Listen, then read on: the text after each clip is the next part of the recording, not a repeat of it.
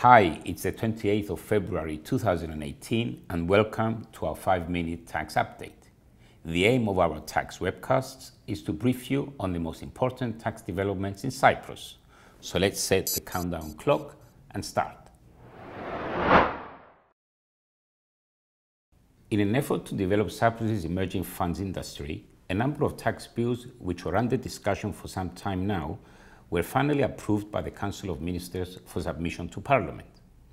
The main provisions of the tax bills are the abolishment of the special defence contribution reduced rate of 3% on the deemed dividend distributions of UCITS and AIFs, the permanent establishment exemption for foreign investors in funds established either as common funds or partnerships, and the special tax rate of 8% on the carried interest earned by fund managers.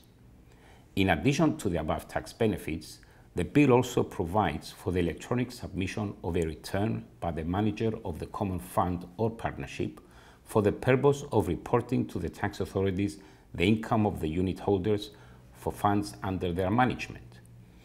We understand that the proposed bill aims at encouraging the establishment of UCITS and AIFs in Cyprus and to attract senior management to move and become tax residents in Cyprus, with all the positive consequences for the economy. We will update you on this topic once the bills are voted into law. We will now look at some circulars issued recently by the Tax Department. Circular 16 provides for clarifications on the calculation of the 10% penalty imposed on the difference between the provisional tax declaration and the final tax liability.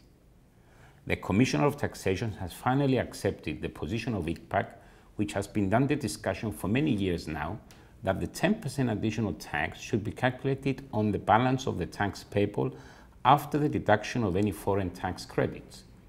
This makes much more sense, and it is clearly what the intention of the law was.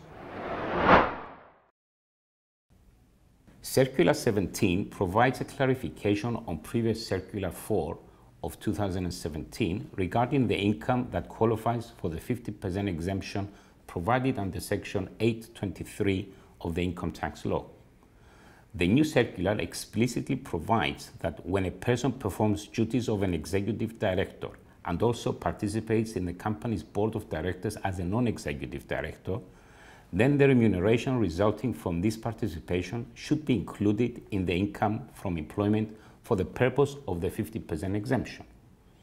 Although the circular refers to the director acting in both an executive and non-executive capacity, we understand that the intention was to include the director fees received by non-executive directors.